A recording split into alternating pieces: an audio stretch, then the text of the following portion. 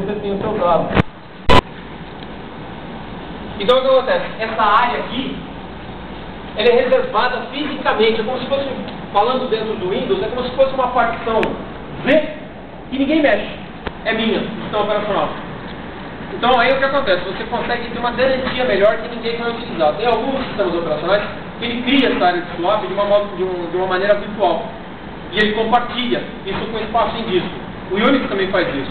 Se você tem pouco swap, você pode estender o swap para ter umas maneiras lá de fazer.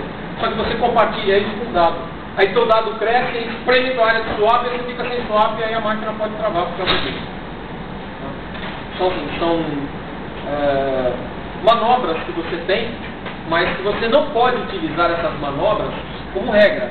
Você tem que usar isso como exceção, como situação de exceção. Uma vez eu fui chamado para prestar uma aula. O cara chegou e falou para mim, Yuri, você não conhece. Você vai fazer uma consultoria na minha empresa? Tá. Tá bom, eu faço. Vamos lá.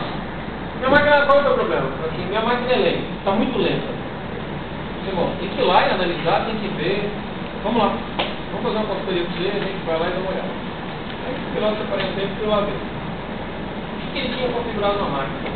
Ele tinha, dentro do Unix, ele tem uma coisa que se chama File System Swap ou Pre-Shuffle Swap. Que é o quê? Eu falo para a máquina que eu tenho 5 GB de memória, ele não tinha espaço em disco, ele tinha criadamente, ele tinha 5 GB de swap, mas ele tinha um processamento que rodava num determinado período, que era muito pesado, e aí alguém chegou lá e falou assim, vou criar um file system swap para você. Aí ele foi lá e criou uma parte do disco com uma área de swap que ficava compartilhando os dados. Aí você imagina, dados gravando, memória acessando a mesma área de disco e ainda por cima sendo totalmente não sequencial os dados, essa área não sendo sequencial, é um pedacinho aqui, um pedacinho aqui, um pedacinho aqui, um pedacinho aqui. O que acontece? O disco ficava louco. Então ele tinha um alto I/O na máquina, porque ele ficava tentando ler e gravar dados de ler, swap e trazer, mas está totalmente configurado errado para nesse sentido de swap. Por isso que a tua máquina está lenta, você não vai conseguir buscar performance de jeito nenhum na sua máquina. Qual a solução para fazer isso? Destruir isso e recriar todas as áreas, botar um backup e recriar todas as áreas.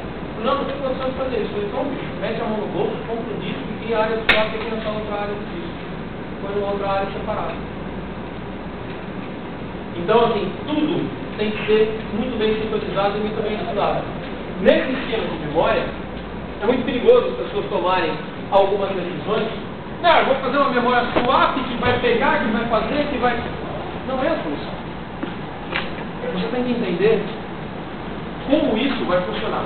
Como a tua aplicação funciona, como que ela vai requerer aquele recurso.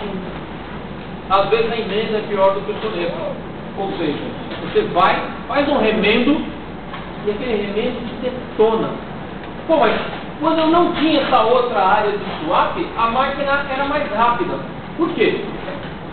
Porque você criou uma área que está sendo compartilhada junto com dados.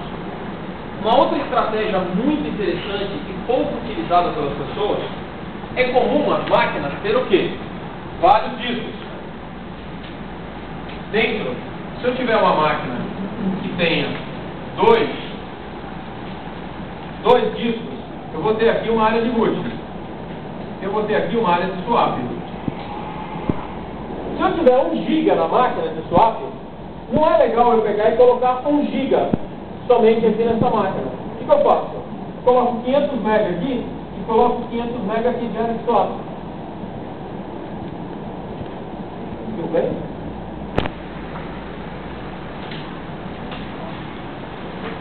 Tudo bem?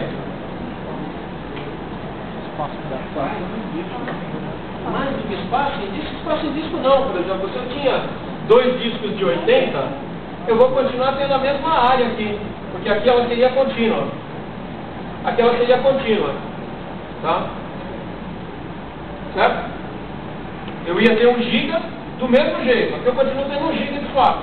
Só que aqui eu tenho 500 aqui, 500 MB aqui, 500 MB aqui. Tá? O que eu ganho? Velocidade. Por quê? você dividiu o acesso. Tá? Você fez o quê? Quando eu tenho dois discos, eu vou começando a acrescentar elementos, eu vou ganhando em velocidade. Quando eu tenho dois discos, eu tenho o quê? Dois caminhos para acessar, dois barramentos para acessar os dois discos. Além disso, o que eu tenho? Eu tenho a parte mecânica. Que parte mecânica? Para fazer leitura, eu tenho o quê? Tenho as cabeças de leitura dentro do disco. A gente vai estudar para falar de disco agora, vou começar a falar um pouco mais de disco na próxima aula. Mas o que acontece? As cabeças de leitura vão ser duas. Então, enquanto aqui eu estou lendo o dado, essa daqui está lendo área de swap. Enquanto essa daqui está lendo um pedaço de swap, essa daqui está lendo outro swap. Então, assim, eu posso ter mais movimento, eu posso ter mais leitura e gravação simultânea.